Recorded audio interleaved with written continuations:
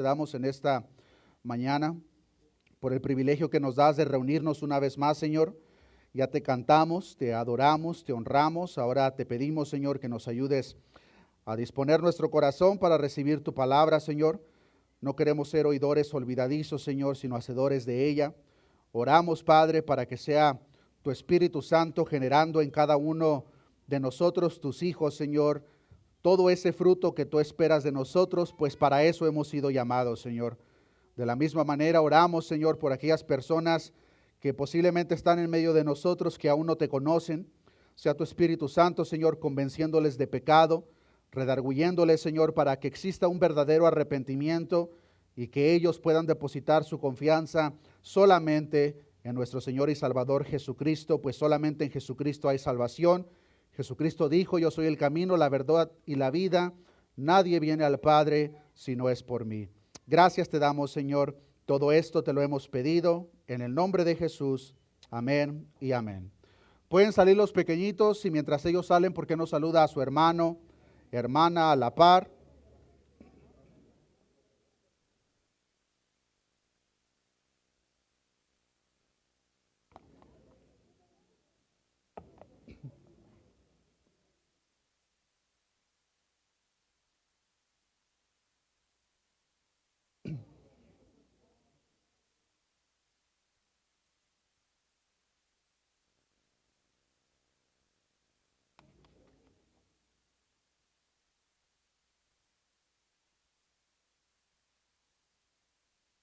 Gloria a Dios. Abran sus Biblias, hermanos, en el libro de Mateo, capítulo 21. En esta oportunidad estaremos viendo la escena que se relata en los versículos 18 al versículo 22 de Mateo capítulo 21. Dice la palabra de nuestro Dios: por la mañana, volviendo a la ciudad, tuvo hambre, y viendo una higuera cerca del camino, vino a ella, y no halló nada en ella, sino hojas solamente, y le dijo: nunca jamás nazca de ti fruto. Y luego se secó la higuera. Viendo esto, los discípulos decían maravillados: ¿cómo es que se secó enseguida la higuera? Respondiendo Jesús les dijo: de cierto os digo que si tuviereis fe y no dudareis, no solo haréis esto de la higuera, sino que a este monte dijereis: quítate y échate en el mar, será hecho. Y todo lo que pidiereis en oración creyendo, lo recibiréis.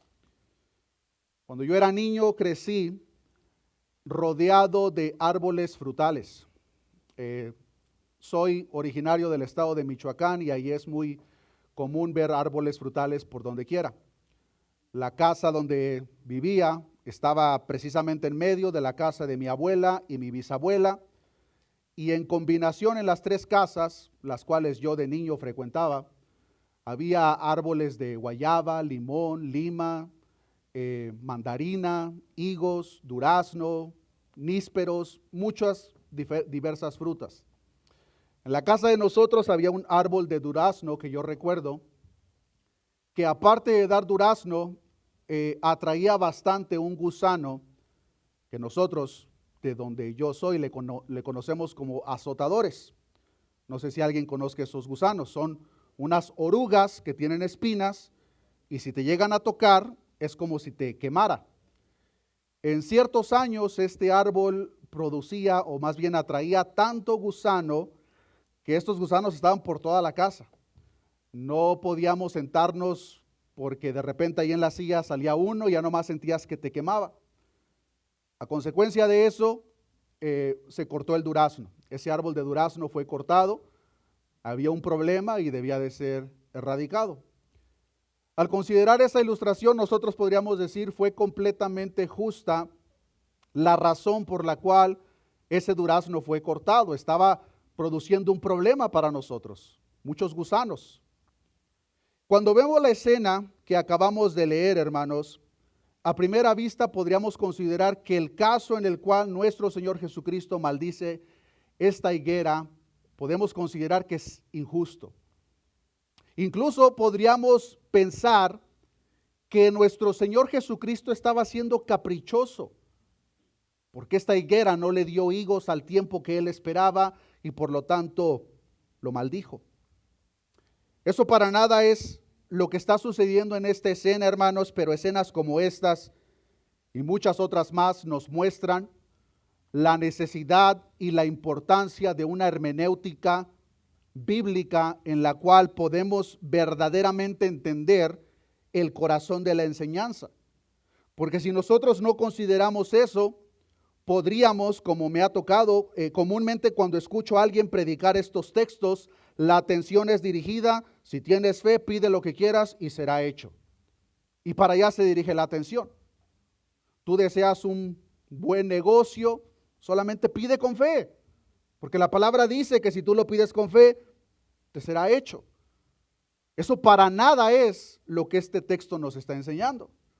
Pero como ya lo mencioné, cuando nosotros no hacemos la hermenéutica correcta, podemos llegar a ciertas conclusiones. Incluso podríamos usar este texto, desconectarlo y dar una enseñanza sobre cómo es correcto maldecir a aquellas personas cuando no nos dan lo que nosotros queremos. Porque Jesús lo hizo aparentemente. La higuera no le dio los higos que él quería y por lo tanto la maldijo. No es hasta que nosotros comenzamos a hacer el respectivo exégesis que nos damos cuenta de la gran enseñanza que está en estos textos, y es mi intención, hermanos, que cada uno de nosotros lo podamos ver con claridad. En primer lugar, no olvidemos el contexto de lo que hemos aprendido las semanas pasadas. En los primeros versículos del capítulo 21 aprendimos sobre el regreso de nuestro Señor Jesucristo a Jerusalén y la entrada triunfante. Aprendimos cómo nuestro Señor Jesucristo, cuando se acerca a la ciudad, ve la hipocresía de aquella multitud que gritaba: Hosana al Hijo de David, Hosana aquel que viene en las alturas. Pero aprendimos cómo su adoración era falsa, porque esas mismas personas que aparentemente estaban adorando a Jesús, días después gritarían: crucifíquenlo. Aprendimos del verso 12 al 17 cómo nuestro Señor Jesucristo purificó el templo. En este texto del 12 al 17, como lo aprendimos la semana pasada, de la misma manera, lo que se trató principalmente fue la hipocresía. Ellos aparentemente manifestaban externamente una piedad, pero en lo más interno de su ser, ellos para nada estaban honrando a Dios. Lo que ellos estaban haciendo en el templo era un tremendo negociazo. Era un tremendo negocio, hermanos, lo que ellos tenían en el templo. El historiador Josefo comenta que fueron aproximadamente 500,000 corderos los que fueron vendidos en ese día. El propósito de estas personas era enriquecerse, no cumplir el mandato por parte de Dios. Aprendimos en ambas escenas que nos pintan un panorama, hermanos, que no es muy lejano a nuestra realidad. Hoy en día muchos que profesan ser cristianos lo hacen de pura apariencia, pero en su interior no aman a Dios y por consecuencia no le obedecen. Muchas llamadas congregaciones hoy en día no son más que cuevas de ladrones. Antiguamente los ladrones en el lugar donde se refugiaban era en cuevas remotas. Y hoy en día donde los ladrones se refugian es detrás de los púlpitos. Y lamentablemente tienen a una multitud de personas que los defiende para que continúen robando. Sutilmente tuercen las escrituras para su propia ganancia. Piden repetidas siembras a los feligreses con falsas promesas: si tú le das a Dios, Dios te va a multiplicar. Desvían la atención de Cristo y la ponen en los bolsillos de los congregantes. A través de manipulación tras manipulación, le roban el dinero y con falsas esperanzas les quitan sus pertenencias. Son cuevas de ladrones lideradas por ladrones. Es inmediatamente después de estas dos escenas, hermanos, que ahora nos encontramos que nuestro Señor Jesucristo maldice a esta higuera. Habiendo considerado el contexto inmediato del solamente el capítulo 21, hermanos, hay algunos detalles importantes a considerar para poder entender con claridad lo que está pasando en esta escena. Detalles que les quiero compartir, comenzando por el primero, que es el avance de los días. Aprendimos que fue un domingo de Ramos, cuando nuestro Señor Jesucristo entra a Jerusalén. El día siguiente, el lunes, fue cuando nuestro Señor Jesucristo purifica el templo. Ahora, Muy posiblemente ya nos encontramos en el día martes de la semana de pasión, la misma semana cuando nuestro Señor Jesucristo será crucificado. Es por eso que vemos al principio del texto del cual aprendemos el día de hoy, que dice: por la mañana volviendo a la ciudad, porque ya estamos en otro día. Por el paralelo de Marcos nos damos cuenta que el acontecimiento de la higuera sucedió en 2 días. Fue maldecida en un día y el otro día fue cuando los discípulos se dieron cuenta que esta higuera estaba completamente seca.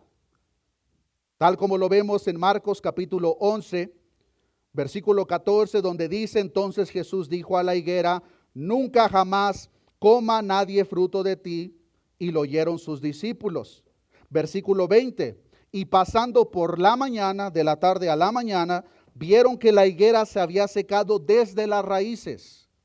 Como lo podemos ver, Mateo enfoca su atención en el propio acontecimiento y no pone mucha atención a los detalles de los días como lo hace Marcos. El punto a resaltar aquí es que inmediatamente la higuera se secó.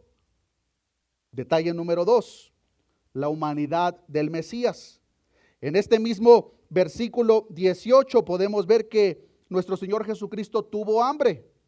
Por la mañana, volviendo a la ciudad, dice el texto, tuvo hambre. Aunque nuestro Señor Jesucristo es el Hijo de Dios en su encarnación, Jesús experimentó cada una de las necesidades físicas que usted y yo experimentamos. Jesucristo se cansó. Jesucristo le era necesario dormir. Él se entristeció, como lo vimos incluso semanas atrás. Y en esta oportunidad el detalle que se resalta es que Jesucristo tuvo hambre. En su humanidad y necesidad de ser igual que nosotros, la única diferencia es que nuestro Señor Jesucristo no se encontró pecado alguno. Detalle número 3, la propia higuera. Las higueras, hermanos, eran bastante común en esta región en particular. Y un detalle importante, hermanos, es que las higueras daban fruto no una vez al año, sino 2 veces al año. El primer fruto que daban se le conocía como los higos tempranos, que eran higos más pequeños y comúnmente se daban a finales de marzo hasta junio, estos higos tempranos. Después venían los higos buenos, que crecían más. Estos higos se daban entre agosto y octubre. Si consideramos que en esta escena, hermanos, nos encontramos en el tiempo de la Pascua, como ya lo aprendimos, podemos concluir que los únicos higos que muy posiblemente se dieron eran los higos tempranos. Es decir, no era la temporada de los mejores higos. Muy posiblemente, hermanos, incluso todavía era muy temprano para los llamados higos tempranos. El evangelista Marcos agrega el detalle que simplemente no era tiempo de higos, tal como lo vemos en Marcos 11:13, donde dice: y viendo de lejos una higuera que tenía hojas, fue a ver si tal vez hallaba en ella algo, pero cuando llegó a ella no halló sino hojas, y mucha atención, pues no era tiempo de higos. De la misma manera, hermanos, en una higuera era demasiado común que la fruta y las hojas crecieran al mismo tiempo. Incluso en muchos casos era común que el higo, la fruta, saliera primero y después salían las hojas. Por lo tanto, si una higuera tenía hojas, era un claro indicativo de que el fruto ya debía de estar presente. Ese es un detalle muy importante que no podemos perder de vista. De la misma manera, hermanos, las higueras eran usadas de una manera simbólica para hablar de la bendición de Dios. Ejemplos como lo vemos en Deuteronomio, capítulo 8, versículo 8, donde vemos una descripción de la tierra prometida. Y en este versículo en particular dice: tierra de trigo y cebada, de vides, y dice higueras y granados, tierra de olivos, de aceite y de miel. Por medio del profeta Zacarías podemos ver que cuando él nos habla sobre la segunda venida de nuestro Señor Jesucristo, el pecado de la tierra será quitado en un día. Cada uno de vosotros convidará a su compañero debajo de su vid y debajo de su higuera tal como lo vemos en Zacarías capítulo 3, versículo 9 al 10. Una higuera llena de higos, hermanos, era una señal de la bendición de Dios. Ahora, si una higuera con higos era una señal de la bendición de Dios, una higuera sin higos era una señal precisamente de lo contrario, el juicio y la maldición de Dios. Vean lo que dice el profeta Jeremías en el capítulo 8, desde Jeremías 7:21 hasta Jeremías 8:17, se describe el juicio de Dios sobre Judá. Y mucha atención a lo que dice Jeremías capítulo 8, versículo 13. Los cortaré del todo, dice Jehová. No quedarán uvas en la vid, ni qué más, ni higos en la higuera, y se caerá la hoja, y lo que les es dado pasará de ellos. Detalle muy importante a considerar. Detalle número 4. Este, queridos hermanos, es el único milagro que nosotros encontramos en la Escritura, hecho por Jesús, que no fue para bendición. Lo que hizo Jesús fue algo milagroso. Fue algo que sobrepasa las leyes terrenales, las leyes de la física. Pero este milagro, hermanos, es el único milagro hecho por Jesús que no fue para bendición, sino para maldición. La mayor parte de los milagros que hemos aprendido hasta el día de hoy, como lo hemos visto, han sido de bendición. Ya sea de sanidad, multiplicar alimentos, calmar la tempestad, liberar endemoniados o incluso resucitar a los muertos. Pero aquí, queridos hermanos, no hay bendición alguna. Este milagro hecho por Jesús fue solamente para destrucción. Algunos podrían decir, no, pero mi Dios no maldice a nadie. Y si alguien piensa de tal manera, tiene la razón. Su Dios no maldice a nadie porque su Dios no existe. El Dios de la Biblia lo ha hecho y lo hará finalmente cuando regrese, como lo aprendimos la semana pasada. Recordamos la ilustración que compartió nuestro hermano Johan sobre los corderos o el cordero y el león. Ese león, queridos hermanos, viene a devorar a sus enemigos. Y en esta escena en particular vemos que nuestro Señor Jesucristo es precisamente lo que está pronunciando, juicio y maldición. Habiendo considerado los detalles compartidos, hermanos, ahora quiero que pongamos toda esta información y regresemos al texto para ver ahora el corazón de la enseñanza. Veamos entonces lo que ha pasado hasta el día de hoy. Jesús sale, llega a Jerusalén, la gente hipócritamente le está adorando. Jesucristo llora sobre la hipocresía de este pueblo incrédulo. Al día siguiente va a purificar el templo porque había puros ladrones en su casa. Al día siguiente comienza a caminar y dice la palabra de Dios, Mateo capítulo 21, versículo 18, por la mañana volviendo a la ciudad tuvo hambre.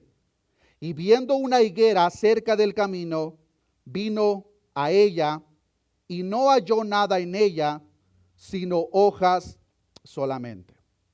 La razón por la cual Jesús se acerca a esta higuera es obvia, para saciar su hambre, pero el detalle a resaltar aquí, hermanos, es que esta higuera tenía hojas. Si regresamos al detalle compartido, cuando una higuera tenía hojas, era un claro indicativo de que esa higuera ya tenía higos. Jesús sale entonces el día siguiente, posiblemente el martes, después de expulsar, después de purificar el templo, y conforme va caminando ahora tiene hambre. A la distancia ve una higuera que tiene hojas. En su corazón lo primero que pensó, esa higuera debe de tener fruto porque ya tiene hojas. Pero cuando se acercó, dice la palabra, que no halló nada en ella, sino solamente hojas. A consecuencia de eso, dice la palabra, y le dijo, nunca jamás nazca de ti fruto. Lo que era una esterilidad temporal pasó a ser algo permanente. Notemos, hermanos, que esta higuera no dio fruto en una temporada en la cual le pertenecía dar fruto. Y como no lo hizo, Jesús la maldijo para que nunca jamás diese fruto. Esta higuera que no dio fruto en un tiempo donde debía dar, ahora jamás dará fruto. Queridos hermanos, si nuestra atención se dirige a la higuera en este texto, en esta escena en particular, pero no consideramos el contexto que la rodea, nos estamos perdiendo. El punto aquí no es la higuera en sí, hermanos. El punto aquí es el pueblo de Israel. Queridos hermanos, esta higuera pretenciosa pero estéril era un símbolo perfecto del Estado de Israel. En otras palabras, Jesús ve en esta higuera el reflejo del estado en el cual se encontraba ese mismo pueblo, que en un día le gritaban Hosana al Hijo de David y que después gritarían crucifíquenlo. Un pueblo que externamente tenían un sistema sacrificial aparentemente piadoso, pero en realidad no había nada verdadero en ellos. Este pueblo judío, queridos hermanos, tenían abundancia de hojas, al igual que la higuera, pero no había fruto alguno en ellos. Su venta de animales, sus sacrificios y su aparente vida religiosa funcionaban de maravilla. Su apariencia de piedad era impresionante, hermanos. Externamente este pueblo se veía como el más próspero, como el más santo, como el más justo, pero no existía el verdadero fruto en ellos. Y por lo tanto, el juicio de Dios llegó sobre sus cabezas. La paciencia de Dios se ha agotado ante la arrogancia y falsedad de este pueblo judío, y por lo tanto Dios castigará de una manera severa a la higuera del falso Israel. Queridos hermanos, estos detalles y estos textos son bastante aplicables en nuestros tiempos. Y posiblemente usted vaya a pensar que va a sonar repetitivo lo que yo voy a decir, pero es importante que lo veamos a la luz de la Escritura. Mucho pueblo evangélico en el día de hoy, queridos hermanos, tiene a Israel en un pedestal. Y ven a Israel como el pueblo de Dios, como el pueblo cuya bendición está sobre ellos, pero yo lo único que veo en la palabra es la maldición de Dios sobre ellos. Una vez más, alguno de ustedes podría decir, no, pero es que ese no es mi Dios, porque mi Dios no haría eso. Tienes razón, porque tu Dios no existe.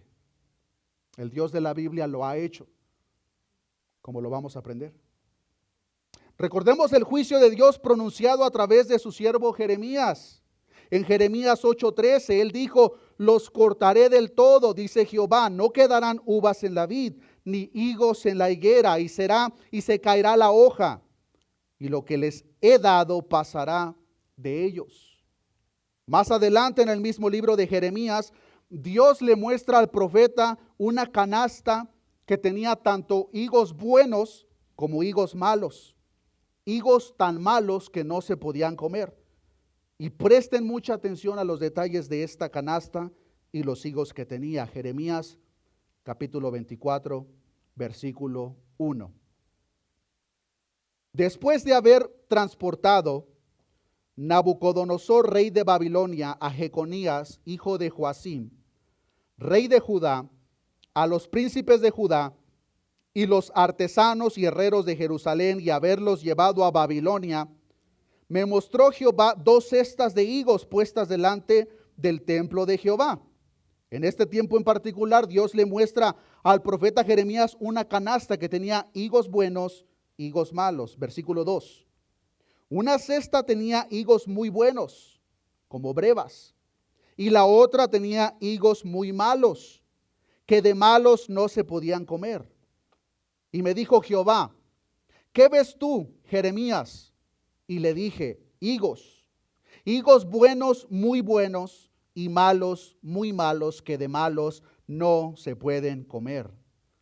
Versículo 4, y vino a mí palabra de Jehová diciendo, así ha dicho Jehová, Dios de Israel, como a estos higos buenos, así miraré a los transportados de Judá, a los cuales eché de este lugar a la tierra de los caldeos, para bien, porque pondré mis ojos sobre ellos para bien, y los volveré a esta tierra, y los edificaré y no los destruiré, los plantaré y no los arrancaré, y les daré corazón para que me conozcan que yo soy Jehová, y me serán por pueblo, yo les seré a ellos por Dios, porque se volverán a mí de todo su corazón.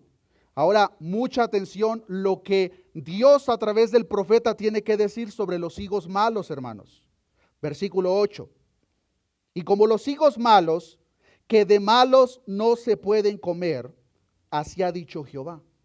Pondré a Sedequías, rey de Judá, a sus príncipes y al resto de Jerusalén que quedó en esta tierra, y a los que moran en la tierra de Egipto, y los daré por escarnio, y por mal a todos los reinos de la tierra, por infamia, por ejemplo, por refrán y por maldición, a todos los lugares donde yo los arroje.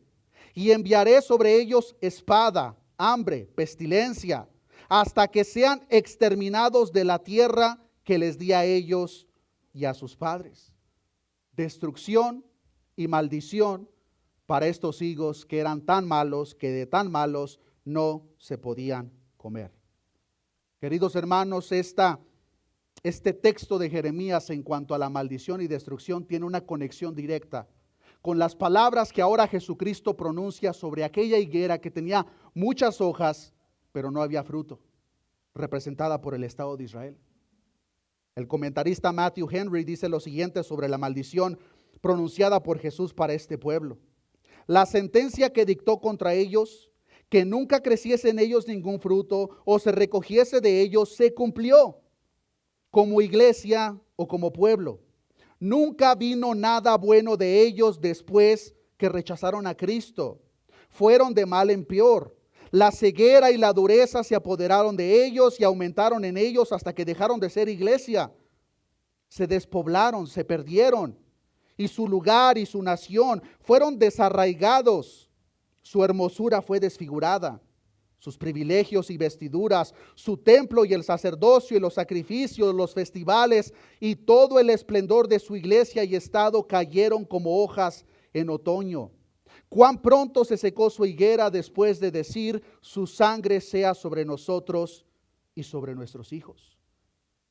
Queridos hermanos, décadas después que Jesucristo pronuncia esta maldición sobre el pueblo de Israel, Israel fue atacada. Israel fue saqueada. Sus habitantes fueron asesinados y su templo fue destruido. En el año 70 después de Cristo, para ser específicos. Hasta el día de hoy, queridos hermanos, ese templo sigue destruido. Ese es el Estado de Israel. Para que no pensemos equivocadamente, pero es que sí, Israel, nación santa, el pueblo escogido. Hermanos, pongamos mucha atención a lo que la palabra de Dios nos enseña. Porque yo lo único que veo aquí es maldición. Para un pueblo que tenía todos los beneficios, a los suyos vino, pero los suyos no le recibieron. Más bien, ¿qué hicieron con él? Le crucificaron. Y por lo tanto, el juicio de Dios está sobre sus cabezas. Queridos hermanos, es necesario, cuando nosotros estudiamos quién es Dios, que veamos todos sus atributos. Ese Dios misericordioso, ese Dios de amor, también es santo, justo, y como la palabra de Dios nos enseña, es fuego consumidor. Y el pueblo de Israel, el pueblo judío a primer mano, experimentaron la ira de Dios. En el año 70 después de Cristo, queridos hermanos, fue una masacre como no se ha visto. El holocausto parece una caricatura comparado con lo que pasó en el año 70 después de Cristo, hermanos. ¿Por qué? Un pueblo que le encantaban las apariencias, pero cuando debían de dar fruto, no dieron absolutamente nada. Y por lo tanto, el juicio de Dios llegó sobre ellos. Ahora, queridos hermanos, si nosotros solamente vemos la falsa religión de Israel en esta higuera, de la misma manera estamos cometiendo un grave error. La conexión con el pueblo judío y su juicio en este contexto inmediato está clarísimo. Pero hay más que eso en este texto. Cuando analizamos el contexto general, queridos hermanos, vemos un panorama mucho más amplio. Y nos es necesario ver más allá. De hecho, debemos saber a la higuera mencionada en este capítulo 21 como si esa propia higuera fuese un espejo en el cual se refleja tu vida y se refleja mi vida. Queridos hermanos, el fruto siempre es una señal de la verdadera salvación. Lo repito, el fruto siempre es una señal de la verdadera salvación. El fruto es una señal de una vida transformada en la cual actúa el poder de Dios. Repetidas veces lo hemos visto. En el propio Evangelio de Mateo, Jesús ya declaró en Mateo 7:18, no puede el buen árbol dar malos frutos, ni el árbol malo dar frutos buenos. El buen árbol, queridos hermanos, da buenos frutos. Jesucristo también ya nos explicó con la parábola de los terrenos, como lo aprendimos en Mateo capítulo 13, versículo 8. Pero parte cayó en buena tierra y dio fruto. ¿Cuál a 100, cuál a 60 y cuál a 30 por uno? La buena tierra da fruto.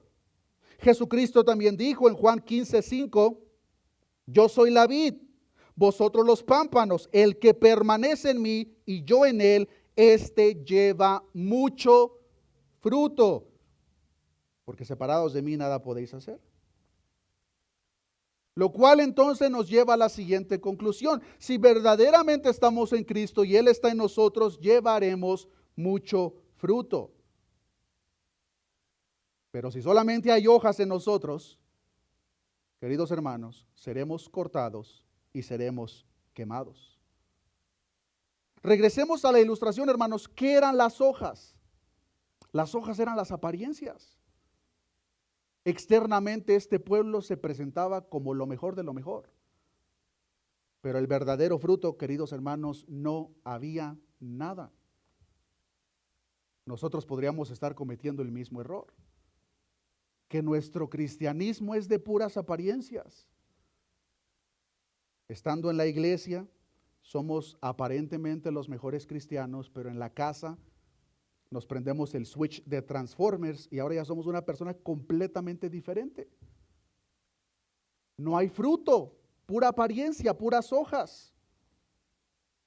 Si es así, como ya lo mencioné, seremos cortados y echados al fuego. Mateo 3:10, y ya también el hacha está puesta a la raíz de los árboles. Por tanto, todo árbol que no da buen fruto es cortado y echado en el fuego. Como lo podemos ver claramente, queridos hermanos, en este texto de la maldición de la higuera, podemos ver principalmente dos aplicaciones. La aplicación inmediata con la falsedad del pueblo judío. Su juicio fue recibido. Pero a una escala general, queridos hermanos, aquí se encuentra toda persona. O hay fruto en nosotros, o hay simplemente hojas. Pero como ya lo mencioné, la señal inmediata de que una persona verdaderamente está en Cristo es que en esa persona se manifiestan los frutos. Hermanos, no existe tal cosa como un cristiano sin frutos. No existe, hermanos. Simplemente no existe. Oh, hermano, pero es que yo soy un cristiano carnal. Hermano, tal cosa no existe. En el libro de Lucas capítulo 13 nos encontramos con una parábola relacionada directamente con esto que me gustaría que lo veamos juntamente. En Lucas capítulo 13, versículo 6.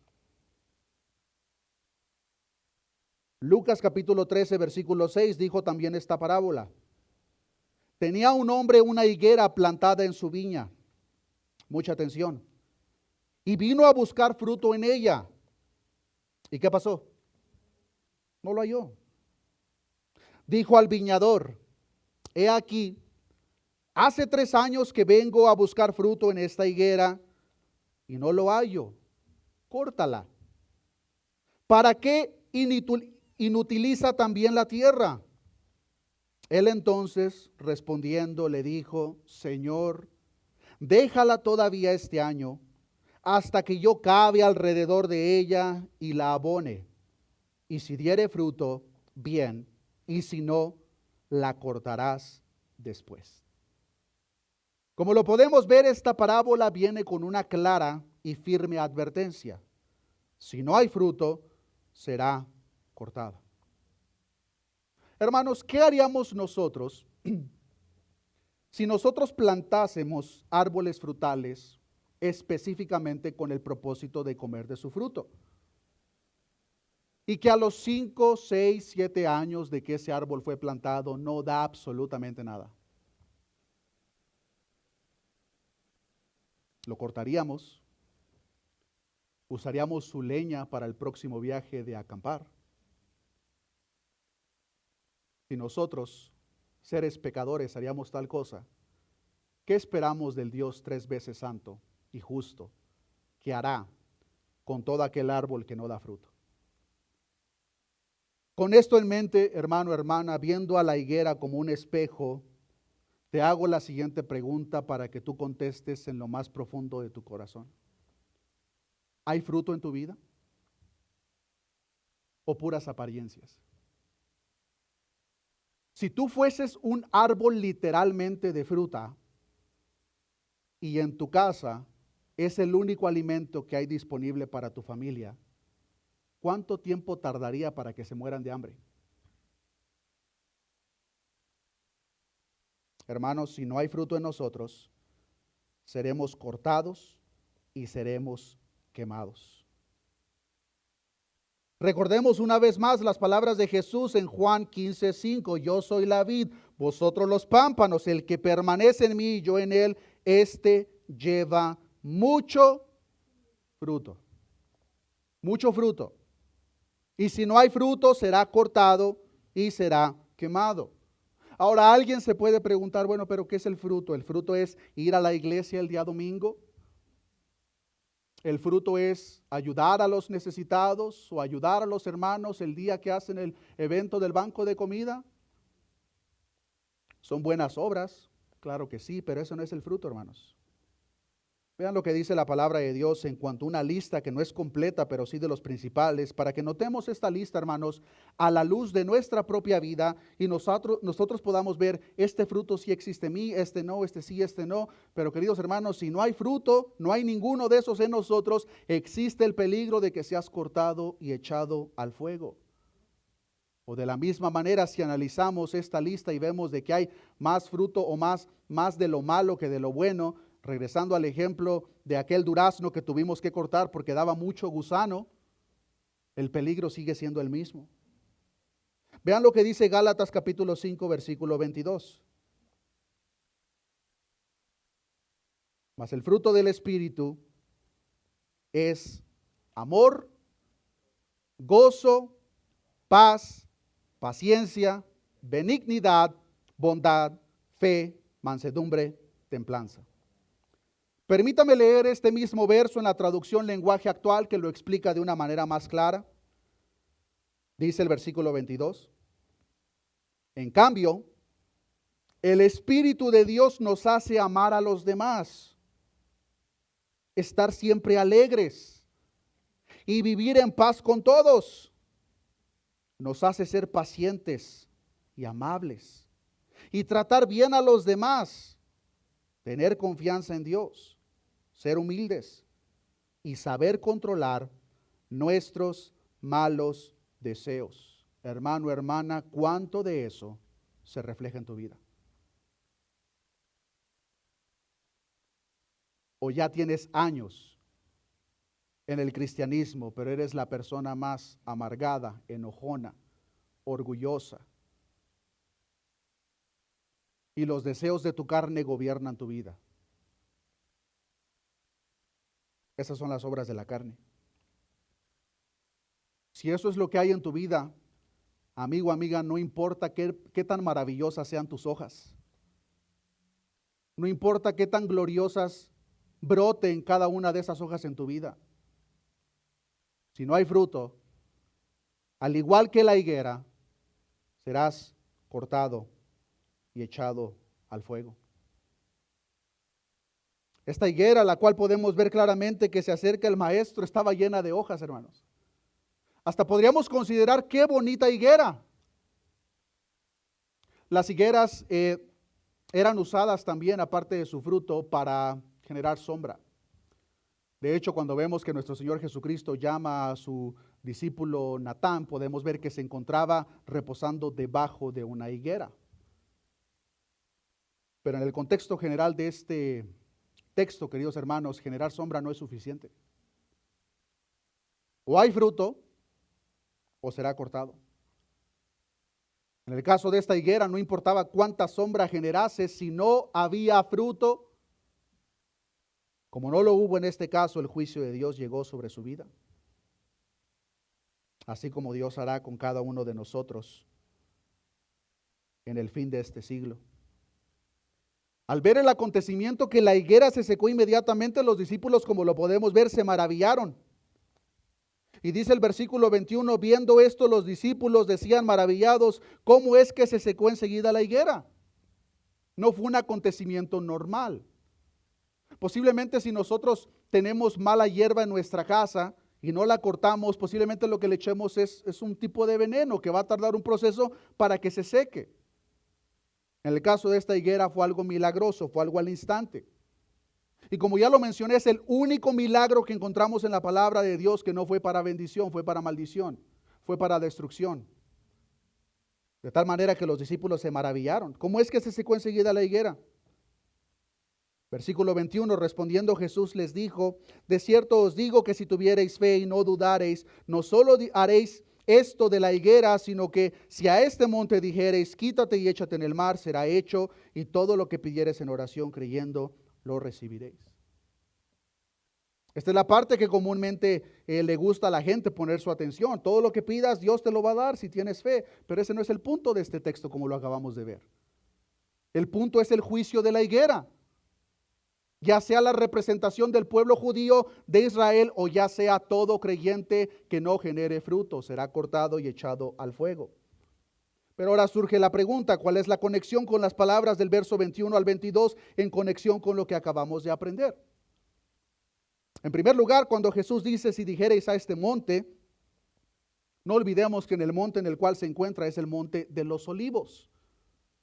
Estaba hablando de ese monte y era de ese monte que les estaba dando la ilustración, que por cierto era un proverbio común para el pueblo judío, el tomar un monte y moverlo, pero es una manera figurada de expresarse. Jesús no estaba hablando literalmente, porque yo le pregunto a usted, hermano, hermana, ¿qué de beneficio hubiese para nosotros que con toda la fe del mundo moviésemos un monte de un lugar para otro? ¿En qué sirve la expansión del reino? No sirve para nada. Es una hipérbole para presentar una verdad más importante, y esa verdad es que todo aquello que Dios ha instruido de nosotros, si nosotros oramos con la verdadera fe, nada nos será imposible. Ahora, ¿qué es lo que Cristo espera de ti? ¿Qué es lo que Cristo espera de mí a la luz del contexto de lo que hemos aprendido? Que generes mucho fruto. Oh, pero es que hermano, yo he tratado de ser más paciente y humilde, pero los hermanos de la iglesia simplemente no me permiten. Es en ese contexto, queridos hermanos, que para el que cree, todo le es posible. La pregunta es, ¿estamos orando en esa dirección? Posiblemente tú puedas pensar en este preciso momento, yo no tengo templanza, yo no tengo dominio propio, lo que la carne pide, eso le doy. ¿Sabes por qué? Por falta de fe, porque para el que cree, todo le es posible. Es en ese contexto que viene esta promesa, hermanos. No tiene nada que ver de que a mí me gustaría tener el negocio más grande del mundo y yo lo voy a pedir con fe porque para el que cree todo le es posible. No tiene nada que ver con eso, hermanos. Tiene que ver con cumplir lo que Dios ha ordenado de sus hijos, de nosotros. Todo lo que Dios nos ha instruido que hagamos, todo lo que Él ha ordenado que cumplamos, para el que cree, todo le es posible, incluyendo generar fruto. Así que la pregunta para cada uno de nosotros en esta oportunidad es ¿cuánto fruto se encuentra en nosotros? Regresemos por un momento a la lista que vimos en Gálatas capítulo 5. En cambio, el Espíritu de Dios nos hace amar a los demás. Comencemos con esa. ¿Qué tanto amas a tu prójimo? La palabra de Dios nos resume la ley y los profetas en tan solamente 2 mandamientos. Amarás a tu Dios de todo tu corazón y amarás a tu prójimo como a ti mismo. Uno de los frutos más palpables que el Espíritu Santo genera en todo aquel verdadero hijo de Dios es el amor. ¿Cuánto amas a tu prójimo? ¿Cuánto amas a la iglesia que somos cada uno de nosotros? ¿Qué prioridad ocupa eso en tu vida? Si la congregación con la iglesia, con aquellas personas que podemos decir amar, es algo secundario en nuestra vida, de que si el perro no tiene sueño, si el perro no quiere salir a caminar, entonces sí voy a la iglesia. No amas a la iglesia, hermano, hermana. El Espíritu de Dios nos hace amar a los demás. El Espíritu de Dios nos hace estar siempre alegres y vivir en paz con todos. ¿Te la pasas peleando con tu prójimo? ¿Es guerra continua en lo que tú vives? El Espíritu de Dios nos hace ser pacientes y amables. ¿Qué tanta paciencia se encuentra en nosotros, queridos hermanos? El Espíritu de Dios genera el fruto de tratar bien a los demás. ¿Cómo nos tratamos entre nosotros, hermanos? ¿Cómo tratamos a nuestro prójimo allá afuera? El fruto del Espíritu genera en nosotros tener confianza en Dios. El Espíritu genera el fruto de ser humildes y esta parte final que es la templanza, saber controlar nuestros malos deseos. ¿Qué tanto de este fruto se encuentra en nosotros, hermanos? Ahora, si hemos notado algo, hermanos, a lo largo del estudio del libro de Mateo, es que este asunto es un mensaje repetitivo. Y la razón por la cual es repetitivo, queridos hermanos, es porque es de suma importancia. Y porque lo que Jesús nos está presentando aquí son claras advertencias para que ninguno de nosotros nos engañemos. Para que ninguno de nosotros seamos como aquel pueblo que recibió la maldición, que posiblemente ellos pensaban que tenían el cielo ganado porque hacían sus sacrificios, porque guardaban los días de fiesta, porque tenían una apariencia de piedad, pero por dentro eran sepulcros blanqueados. Nosotros podríamos cometer el mismo error. No, si yo voy al cielo porque me congrego, yo voy al cielo porque ofrendo, yo voy al cielo por esto, por lo otro.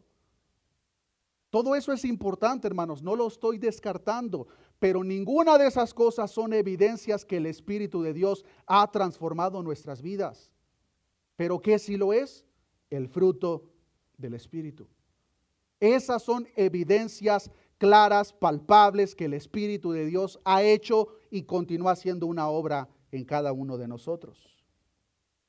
Aquellos que Dios salva, queridos hermanos, llevan fruto. No existe cristiano alguno que no lleve fruto.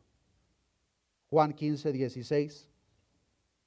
No me elegisteis vosotros a mí, sino que yo os elegí a vosotros y os he puesto para que vayáis y llevéis fruto, y vuestro fruto permanezca, para que todo lo que pidiereis al Padre en mi nombre, Él os lo dé.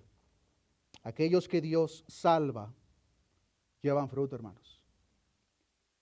Aquellos que no producen fruto, como fue el caso de esta higuera, la higuera literal que se encontró Jesús, a la cual se acercó para saciar su hambre y que lo único que tenía era hojas, será secada desde la raíz, como lo fue el pueblo de Israel. Podemos ver el estado en el cual se encuentra, queridos hermanos, hoy en día.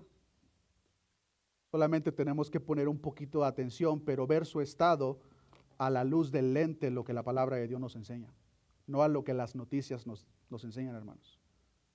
Cuando nosotros hacemos eso, hermanos, va a prohibir que nuestro corazón pongamos a Israel, como mucha comunidad hispana evangélica lo hace, poner a Israel en un pedestal. Hermanos, estudiemos nuestras Biblias.